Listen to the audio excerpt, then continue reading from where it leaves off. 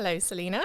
Hello. And welcome to the Dandelion Podcast. Thanks it's an very much for having absolute me. joy to have you here because you are actually our first guest, which is really exciting. And I'm a guinea pig. Yes, basically, this is, if this all goes wrong, this won't be published. Yeah, no, that's So, fine. yeah. It's totally fine by me. So Selina's really, you're going to find out. Yeah, Selina's a very careful. interesting character with such a intelligent and, fascinating brain. Yes, thank you. And, the money I paid you at the beginning is going well. I appreciate that. And actually, Selina, I'm going to hand to you. You give us an introduction. So a bit about you, what you do, what your kind of background is, maybe your hobbies. Yeah, sure. Well, I guess the main way I introduce myself first and foremost to people is I work as a producer at Sky News, is my current form. And that's I'm full-time at the moment. But before that, I did philosophy at university and studied media and communications as well. So my real interest is sort of merging those two worlds and looking at news in a philosophical way. So yeah, I love working in news. It's really interesting, especially at the moment. Everything's quite chaotic. I've actually never worked in like a normal news cycle because when I started in the industry, I first had Brexit. And then it was like, okay, well, Brexit's done. And then it was like, oh no, just a global pandemic. We're like, okay, that's fine, right, pandemic's over. And then it was like, oh no, there's a massive war in Europe. And it was like, oh, okay. So I've actually never worked in like a boring news cycle as such. So it's been quite an interesting time to be working in news. But like I say, I have this passion of philosophy and that's really what drives me ultimately. So, and then hobbies. What are my hobbies? Well, I horse ride. But that's really middle class, and I just totally live up into the stereotype. So I try to avoid that one. But yeah, it's very much horses are such special animals, and like that's my sort of meditative space. So yeah, I feel very lucky that that's kind of my outdoorsy thing. It forces me to get outdoors each day because I'm very, very happy sat on my own in my room otherwise. So it's good to get myself out of the house.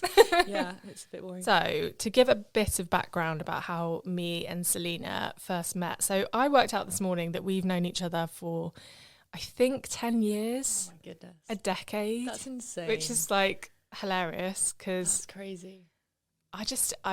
For me, I feel like it's probably one of the reasons why I'm talking about connection. I find it quite difficult to maintain that kind of friendship for that amount of time. And not because that probably makes me sound like I'm just a bitch, but more just because I think, people grow and evolve and, totally. there is an element of having to put work into a friendship. But I think with ours, I was thinking about it this morning, I was like, I feel like it's been so organic that there hasn't, and it almost doesn't make sense that we became friends and that we stayed friends because... Right, hang on, have we thought about this? Yeah, we need to rethink the contract, I think. Because it's like, when I first met you, we couldn't have been in different places. Different life stages completely. That's crazy. Like, were you 17 or yes, 18? I was 17, I think. I was trying to work this out earlier with all the dates and stuff. And I would have been 17 because it was September. So yeah. I had a pixie cut for a start. Oh yeah, that. So, yeah. And I had long, scraggy. Your hair was so long. I never brushed. It looks great though. The hair alone has been on an evolution. It's both of us. Yeah. So true. And so when we first met each other, we were working at a social media agency. And you were just so lovely to me, first of all. So I was just like, okay, cool. We like her. Yeah. We like her a lot. But then over the course of the last 10 years, we worked together for probably 1 year. Yeah. And then we've managed to continue being friends for 10 years, which is just crazy. And we've never lived in the same city, or maybe briefly. Yeah. But yeah, it just really kind of blows my mind. But I was thinking, I feel like our friendship has kind of been quite natural, and we've both been. I think when we spoke last time, we had a catch up, and we always like to do we're so rubbish at meeting up. It's ridiculous. But we're mutually rubbish. So I think that's what really works. And we know there's no There's nothing personal. Yeah, it's nothing personal. It's like, God, I cannot be bothered to see Sally. Yeah. That's enough for another year. I know. So yeah, and then we were just saying it was probably you that says this because you were very wise. I think you said something like we'd meet each other where we are. Yes. Or something like that. That was very wise. I'm sure it sounded very profound actually, didn't it? Yeah, it was very profound. I should dig that out of my brain. Yeah, it is interesting because some friendships just kind of, and actually especially work friendships, they're very like purposeful, if that makes sense. Like because, and it's almost like a school friendship where you're sort of forced in this environment. You naturally like you have to spend a lot of time with someone, so like you just kind of make it work. And I've had lots of work friendships where I leave the company and we are super close. Like you know that person's deepest, darkest secrets at that time of their life, and then you leave and you never speak to them again. It's so weird, so strange. So yeah, I feel really lucky that we've like stayed in touch, and like it's just kind of like you say, like we just kind of like wherever we're at. And I think actually that's what we were like, because even from the beginning, when we were at such different life stages, we both just like fully accepted each other where we were. There was like no judgment, because I was little, like I was just starting out. You were a baby. And you weren't like patronising to me, like you were, you were very like super supportive, and like we just kind of always just like it was very, there's like never been any like competition or anything like that. Like it's always been very relaxed. So I think the only thing I found difficult was when you when you reminded me how young you were. Like over the years I've been like just like stop telling me how young you are. I am catching up with you. Yeah, now you're at a much more acceptable age. Yes, but there was a time when you'd say something like, oh yeah, because I'm turning 21, and I'd be like, oh God, that's absolutely disgusting. Oh God. So, okay, obviously I'd love to talk to you for the whole hour about how much we love each other. Yeah. But I can send you a voice note. You know what mine are like. They usually do take up about an hour of people's time. I'm going to just send you a love letter. Okay, but back to the questions. So let's go dive straight in. Dive in. What does connection mean to you? Yeah, I was thinking about this on the drive here, which is where I do most of my thinking. It's like a think tank. Not the pretentious kind.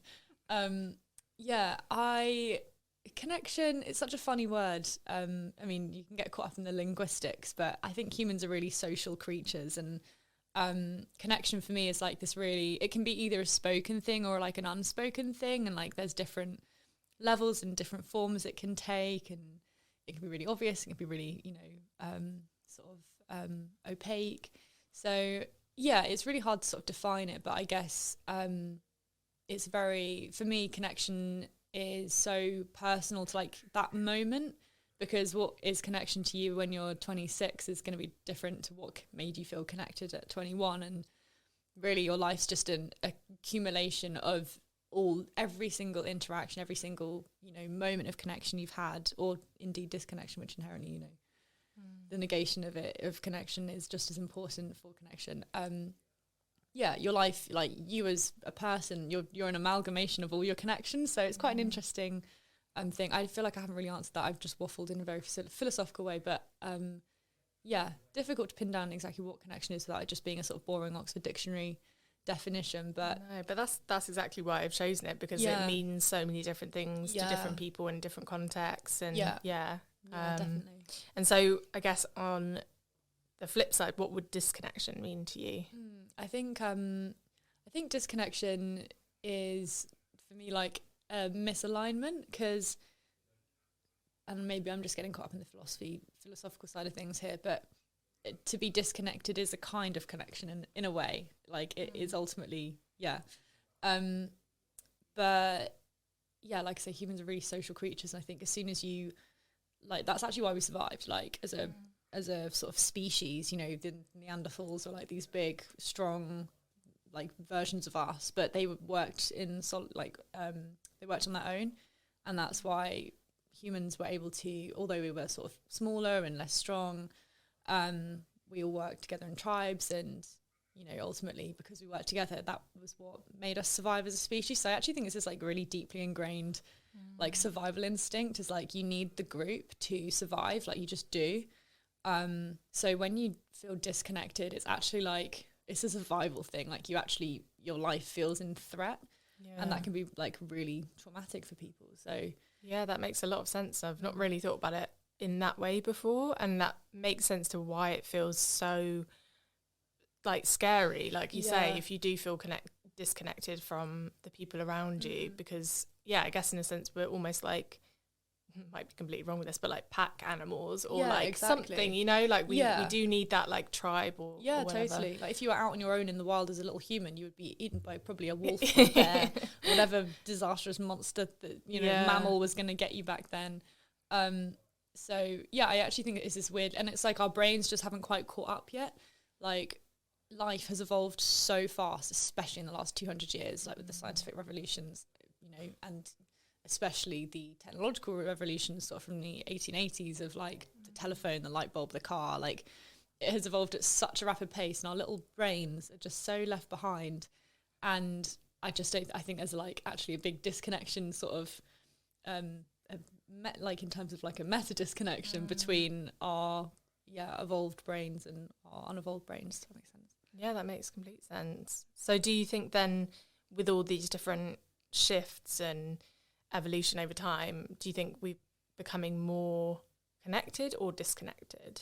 Yeah, I don't know. I think there's lots of different ways to interpret it. But I think probably overall, I'm an optimist. I'm a realistic optimist. So I'm always going to think we're becoming more connected, or certainly we have the ability to become more connected. But in some ways, because like just take social media for example, like that's a huge, I mean, on paper that should be like the solution to everything, like a big connection network where you can speak to people, you can message a whole group of people like in an instant. But weirdly, that sense of connection can actually make you feel really disconnected in a weird way. And I don't know, I was trying to think, would that have ever happened in a tribe, like where you would have been in a group of people but felt disconnected? And I'm not sure. It's like this weird kind of, you're connected but you're not really. Or indeed when you almost get that FOMO feeling of like you can see other people are connected and you're not, it can really push you sort of and make you feel like you're even more sort of isolated. So I'm really undecided on this. I think it is really easy to feel disconnected, but it's also in some ways easy to feel connected. Like it's almost just accelerated each end and made it maybe more, those feelings more extreme. It's really interesting when you said about FOMO, and it just made me realise that I do not get FOMO. Like I am very much a JOMO kind of gal. I'm the same. I would, and I don't know, having said that, I don't know whether it's because I like spending time on my own or whether, and I probably will work out all of this. So that's my plan, to basically get free therapy through these podcasts. Yes, I like work out why I am how I am. So, I mean, cost of living, I know, we've got to do what you do. So I wonder whether it's because, if you are the sort of person that is all about JOMO, so the joy of missing out, whether that's because you are very, very happy on your own, doing your own thing, or whether you just find being with people quite stressful, or whether it's a mixture of both. Yeah, interesting.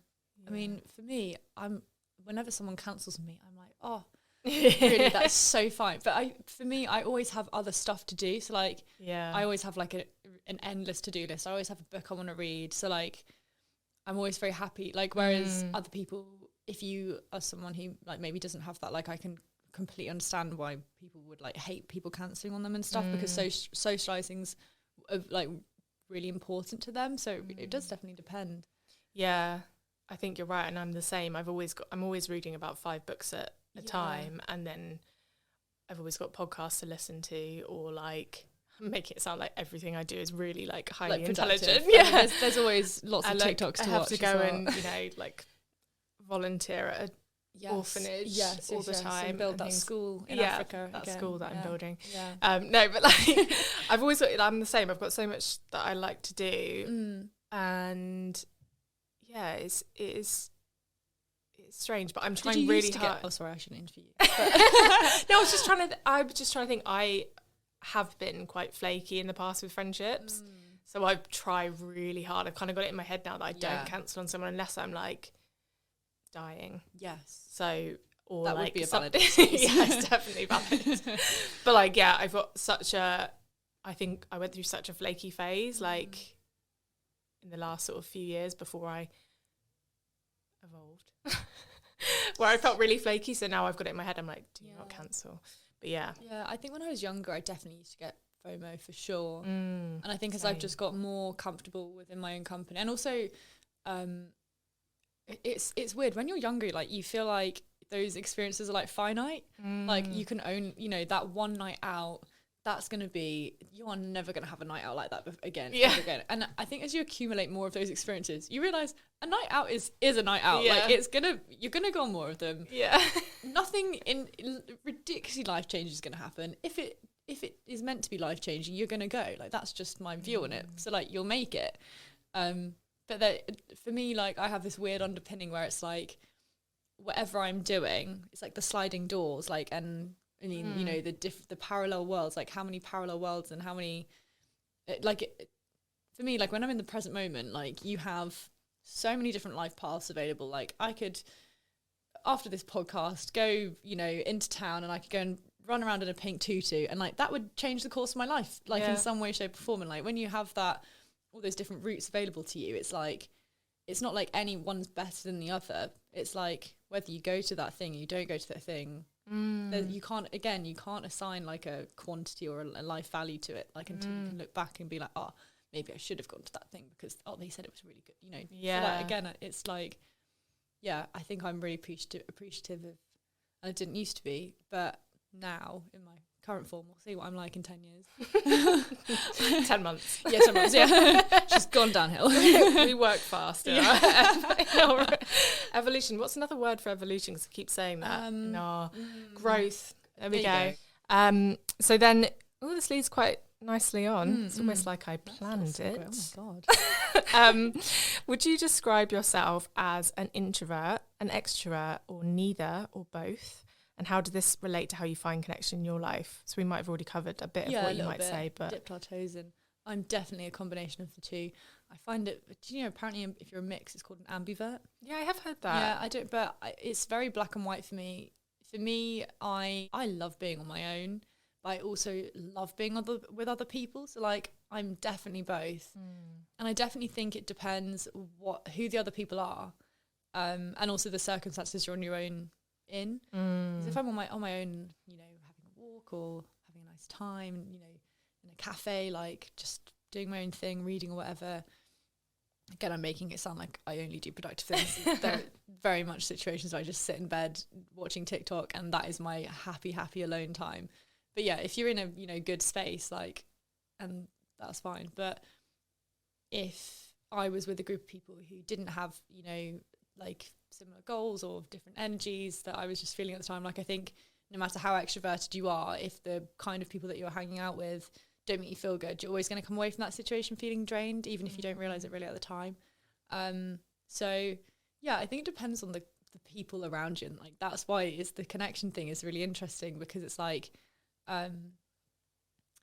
yeah, you need to almost like, I mean, also you need to just go and be with a group of people. Sometimes you can pick up like a energy of people, you know, before, but you do need to actually go out and experience it. So like, it does depend on who you're with.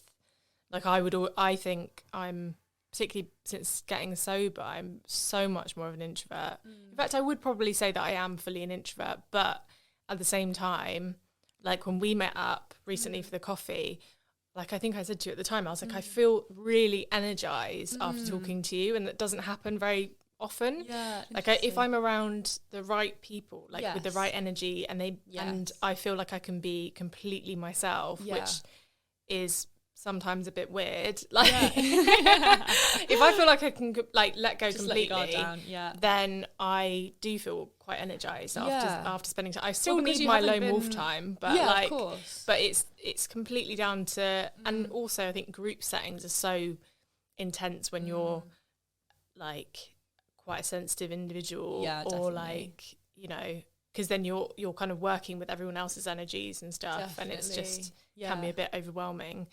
I think when you hit 25, something just changes, and like suddenly I don't know, something probably changes in the brain. Someone far more intelligent than I can explain it way better. But okay, I didn't feel good after that. interaction, or I felt this way after that interaction, and like actually fully listening to yourself. Because like I've had that throughout my whole life of like those interactions where you come away and you feel a bit weird, or you come away and you feel great and you feel really positive or whatever, and like you don't really acknowledge it, you just totally take it for granted. But now I'm really listening to those feelings of like how I feel, because I think we are mirrors. I get a bit stuck on this metaphor, however, because if you're a mirror to someone, like, okay, say, yeah, so it's kind of said that you are a mirror to someone. I'm like, well, aren't they a mirror to me as well? So aren't we not just reflecting each other back? Like, it's sometimes I get a bit, but I think that's probably just me getting caught up in the metaphor. Is it not like people around you mirror certain aspects of you? Yeah, that's true. So maybe you then mirror certain aspects to them. Yeah, I know. But yeah, it could exactly. be rather than one big mirror, it's like lots of Yeah. different little. And it could be that you trigger something in them because they, even if it's like a positive thing, it annoys them and it brings something out in them because they don't have what they perceive you to have, or something like that. Exactly. Yeah. Yeah, it's interesting, but I think it's really interesting seeing how you feel after an interaction with someone or a group of people. It's often quite a big reflection of them. I mean, not always, you have, sometimes you have just been in a, not like 100% or whatever. Yeah. It's not like you have to sort of take it with a grain of salt. But yeah, often when you come away from an interaction, you sort of know how you feel about it is how they feel about it too. It's so interesting, and it's such a good lesson to learn, I think. And like when we have friendships that end, and I've struggled with this a lot, where I've had friendships that I thought I would have in my life forever, and nothing really happened at the end for them to finish, but we don't speak anymore, and there's no interaction, and that makes me feel really weird, because I'm like, okay, well, we still have each other on social media, but we have gone from, like, say people I knew, it's gonna be awkward if they listen to it now, but say people I knew at uni, we were all really, really close, and then now I don't know, over time, probably I did some things that I was maybe not a good friend, or, I'm sure there's plenty of things that I can take accountability for, but I think for me, from my perspective, I just remember coming away from meetings with them and feeling bad about myself, and I'm sure that none of them kind of did anything, like maliciously. It's just but I definitely came away feeling really bad about myself and really overthinking everything. And that was one of the reasons why I just sort of pulled back, because I was just like, okay, I don't need to feel bad. And it messes with my mind, because I still think about it, and I'm like, well, I mean, they didn't do anything. I didn't really do anything, but you've just kind of got to honour that sometimes. Yeah, when that almost is enough. Yeah. Like, just the feeling. Yeah, I've definitely been in social situations where I've totally overanalyzed it and come away feeling really awful and anxious. And like you say, it's through no fault of like the collective or the people there. Like, it's unless they are just unless dickheads. They are just then we can't blame them. Actually, it's very true. Yeah, but it's no one's. Yeah, like you say, usually it's just that combination of like the chemical reaction almost of your current self and their current selves, and sometimes that doesn't alchemize in the way you want it to, like it does with us, because we're just like the perfect representation, the chemistry of friendship. Okay, so I personally find connecting with people quite challenging, hence why I'm doing this podcast. And I feel like that's a lot to do with so many different things, which I'm sure I will explore over the next however many episodes, but and the rest of your life, probably the rest of my life. I think for me a lot of it comes from, this isn't going to be a therapy session, but I was bullied at school, and I'm quite a sensitive person, and there's all kinds of different things that may give someone a challenging experience when it comes to connections. So do you personally find connecting with others like an easy thing that just flows, or challenging? And have you explored why this could be? Yeah, I have a quite interesting journey of this as well, because I've always loved talking to people, but certainly when I was younger, I was very shy as a child, but it wasn't like, I don't really know why it was. I think maybe it's just your natural disposition. was always very curious, and I, about the world. I still am. I'll see like a leaf and I'll be like, that is such a cool leaf. Like I've always noticed those really little things. So I've always been naturally really interested in like the little things in people as well.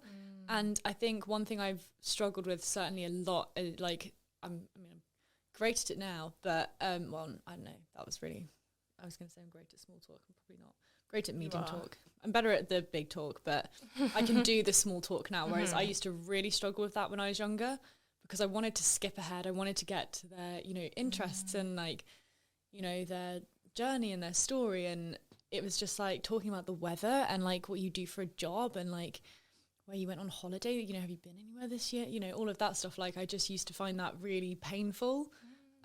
So yeah, that's kind of been my interesting thing. But once I learned, like I sort of, a big thing for me actually was my first job. I had to work at a stables. And it was like a big competition yard. And I was only like 13, 14. And I was like, again, still had this very much thing of like really wanting to connect with people. But like I felt quite awkward and like I felt a little bit like I didn't know what to say. I couldn't find that common ground. And yeah, I think that was a big sort of thing in improving my confidence, because I had all these clients and, lots of different personalities. If everyone's worked on a stables or a yard before, like there's so many different personalities you have to sort of mix and, manage. So that was a big thing in sort of learning to get better at like that almost transactional small talk. And then you build that sort of those layers up, and you can, some people you meet and like you do just dive into like the DMC, and it's like you just naturally have that thing, and like you don't even, I have people where sometimes I've like had a ridiculous conversation with them and I literally have no idea what they do for a job. I often don't even know their name, and I'm just like, I just had a random conversation about like the universe with this person and I have like actually no idea what they do. But you do often have to like, it's almost like having the patience and like building that thing, those layers up. So yeah, I had to get quite good at small talk in order to start building those conversations. And I actually, once I kind of cracked it, I feel like I realised that the easiest way to do that is to find that common ground with someone. Like we have something in common with every person on this earth. Like there's always something that you can connect with. There's always people you don't necessarily click with instantly, but you've always, worked a rubbish job in your life, or you've always, been to a Sainsbury's. Like there's always something that you can, there's something you can hang on to. And when you have that experience of like that common ground, I think it connects you psychologically. So yeah, that's been a big like learning curve for me, is like using that to then get to those, because I've always wanted deep connections. That's like very much that's what I love having.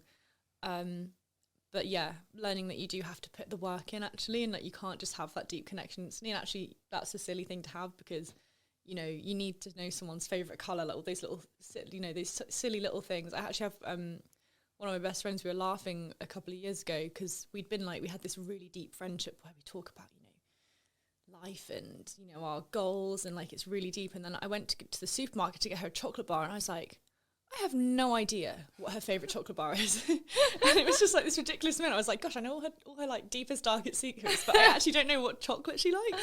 So it was like, yeah, like learning those little building blocks, and actually how important they are and how indicative they can be of someone's like, deeper views or like interests. And also some people you do just have like more shallow friendships with, and like, you have different friends for different reasons. Like some friends I like to just go out with, and some friends I have a catch up and coffee with, and some friends I will have a existential crisis with. So, it's just, you sort of, and you need those different levels of friends. I couldn't just have lots of just existential friends, because then we'd probably all just be, having a terrible time together and worrying about having meltdowns. Yeah, probably. So like you need, I think I've come to really value like diversity in friendships, but it's taken me certainly a long time to find my way with that. Yes, because you can't expect like one person. This is something that I've learned, like particularly in relationships, like romantic relationships, you can't expect that one person to be everything you need. Yeah, so and it's the same with true. Friendships. So you can't, I feel like when we're younger, we're always told, we want that one best friend, like one BFF forever. But actually, you kind of do need like different friends for different reasons, and that sounds really transactional and like I'm trying to say I use them, but you know what I mean, you get different and you give them different things as well, and that's how it kind of and you have to respect that, because I think if you try and in the past I've kind of wanted more out of someone, but that's not really fair to ask that of someone if that's not where they're at or who they are or what they want in their life. Like it'd be like forcing your introverted friend to like become the clubbing friend. Yeah, like, exactly. It would just be unfair. Like it's exactly. So moving in a slightly different direction now. You work in news, as we've mentioned. So you work for Sky News as a producer. That's right.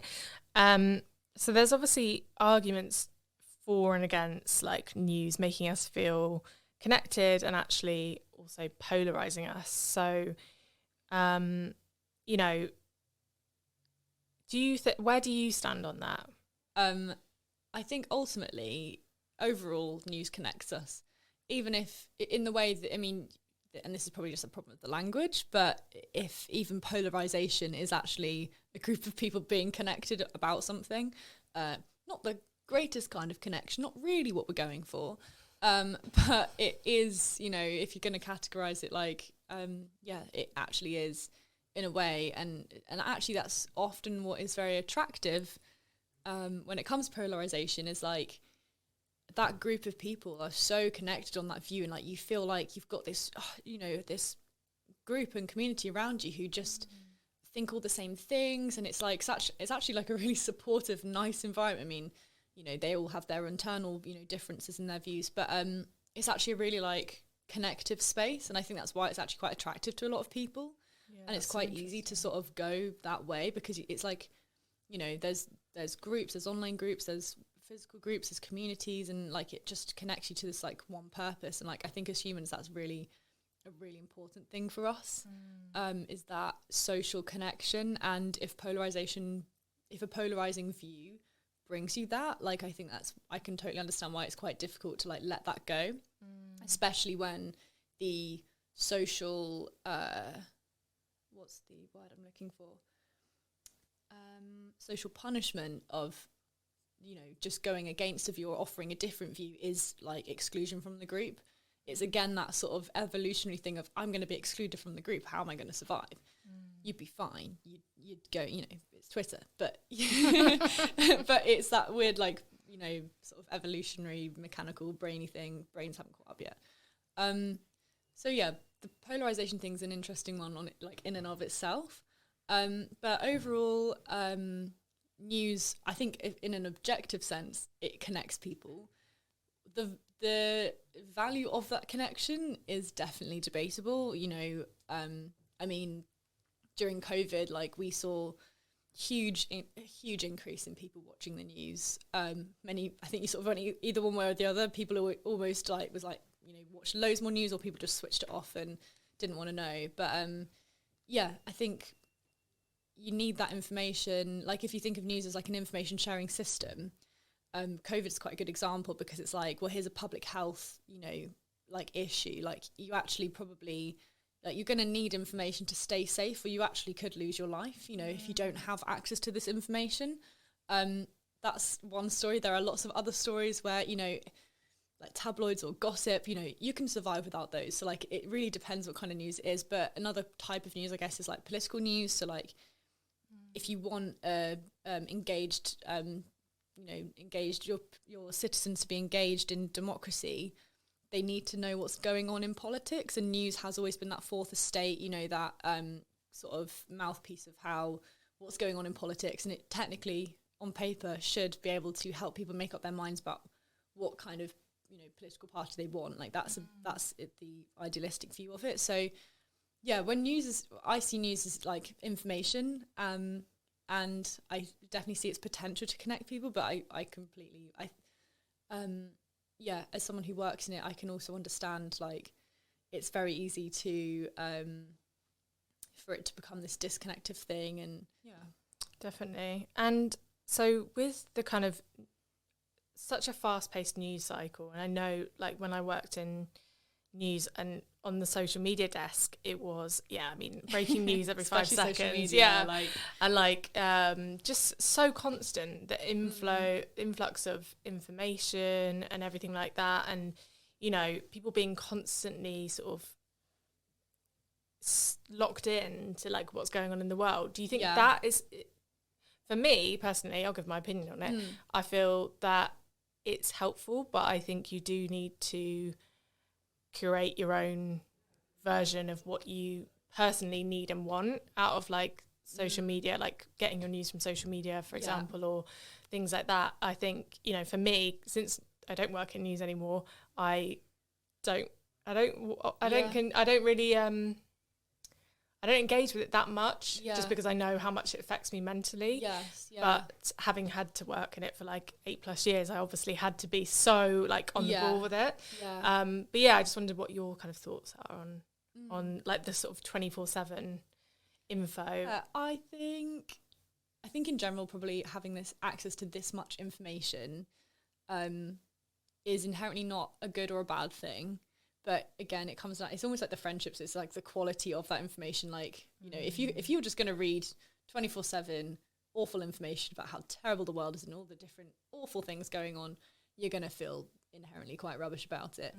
Equally, if you just fill your mind with, sunshine and rainbows, you're going to have a very misrepresented view of like what life actually is, and that will impact your well-being as well. Like, you'll go through the world and not really appreciate what people are going through, etc. So it's finding that balance of like the quantity and the quality of information. Every person will have a different preference of that, and different kinds of information. It's like news is one source, but podcasts and books, etc. Insert all information types here. You always have to find like your perfect pick and mix of like, what those sort of information. And some people don't want information. Some people just do not want to. Or their information's different. It's like more of social information. They get it from their environment. If you're a mother and you don't really watch the news, but you might chat at the school gates. It's like that's actually a source of information as well. That like social information. And I think we've lost a lot of that. Like we tend to know our neighbours. We don't like to have that kind of community information. I guess on social media, you have to like, exactly. Oh my God, can you imagine meeting people in person? That's craziness. But yeah, and we're gonna finish up in a second because we've only booked this studio for a couple of minutes. So let's just not tell them that we're still going. So you have a very interesting thing that you're working on.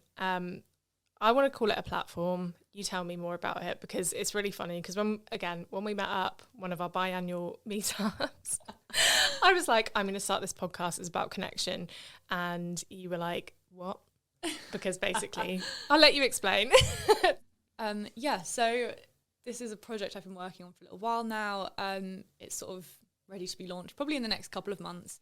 But it really sort of capitalises on using news and information to connect, and kind of, just a slightly different mechanism of news. So it's called News Act, and really one of the challenges it tries to sort of address in news is the fact that, news does tend to focus a lot on the negative, and that's because negative news sells. It makes us feel a bit more normal, and it piques our interest. If we you're sort of more likely to click on some explosion or some awful thing in the world, rather than like, this thing's going really well, like this hospital's really improved their care. Like, that's just not something you would click on. And I get reports, press releases like that all the time, and I'm like, I want to be like, guys, this one's like, these guys have made progress, but like, it just wouldn't pique anyone's interest and clicks. And news is also a business, so it doesn't need to.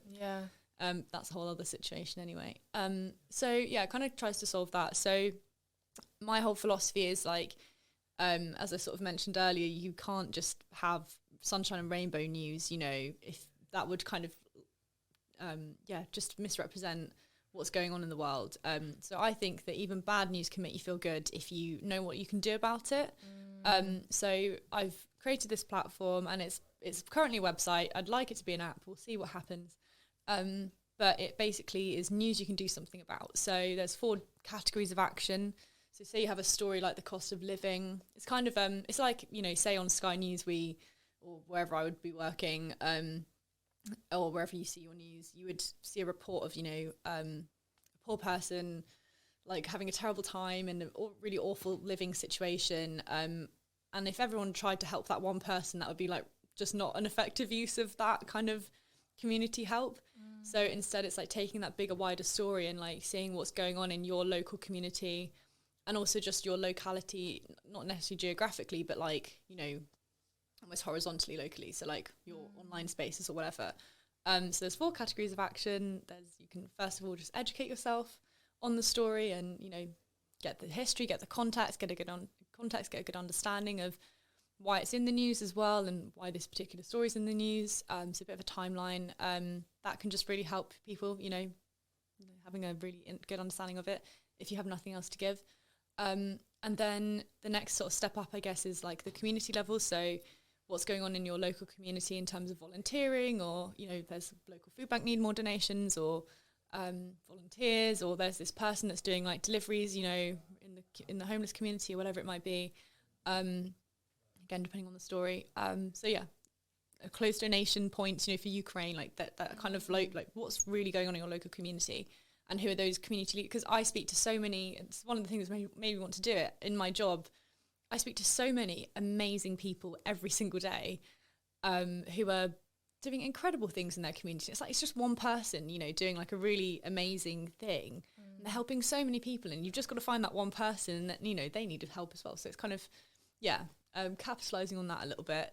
And then the next level up is like a sort of monetary level. So like donations, good charities, but also like verifying GoFundMe pages, because that can always be a bit of a challenge, scams and stuff like that.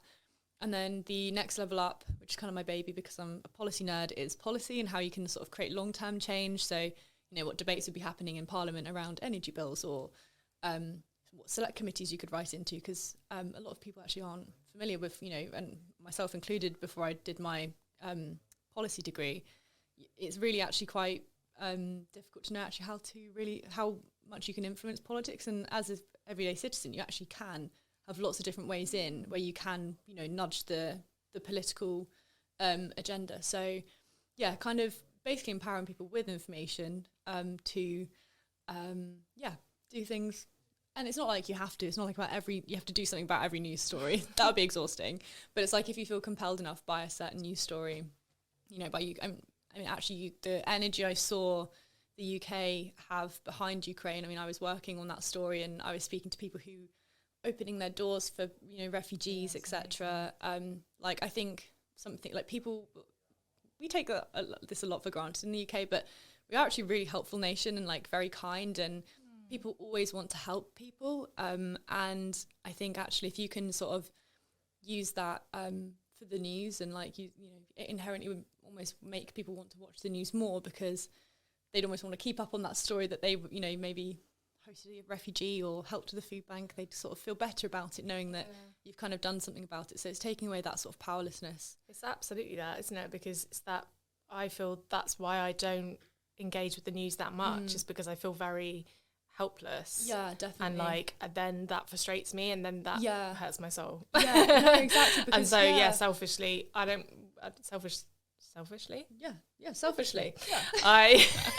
want my soul to be hurt, so I'm just not going to engage. But actually, if I knew that I could do something, even if it's a small thing, that would make me happier when I'm reading these things that are going on around the world. So I think that's such an amazing thing that you're working on. And what was the name of it again? Oh, I don't think I even said it. Oh, you did say it briefly, but I forgot. It's called News Act, because you News act on the news. So it probably won't be launched when this comes out, but I will, once it is. Oh, I'll be. Yeah, you tell me where all the handles are and stuff. Yeah, I've. It's ready to go. I just need to get over myself. Yeah. So I'm working on that. It's literally ready. I just need to get over this weird block I have about really actually releasing it into the world. I totally get that. Yeah. Well, it's taken me about 6 years to get to the point where I'm actually recording a podcast. Maybe I'll come back to you in 6 years then. Okay, cool. And then I'll have it ready. Oh my god. So, love it. Oh, this has been such a good conversation, and I think so many people are gonna really just find a little peek into Selina Swift's brain. Yeah, apologies. No, I love it's the best. It's so interesting. Like, I could just listen to you all day. So, yeah, I really appreciate I could listen that. to me all day. I mean, God. Are you hearing this? That is deep sarcasm, just for the disclaimer. Yeah, she says. Yeah, she says. Oh, thank you so much for being on the podcast. Thank you for having me. I'm very honoured and surprised. We will speak soon. Hope the guinea pigness has gone okay. Yeah, I loved it. Yeah, thank you.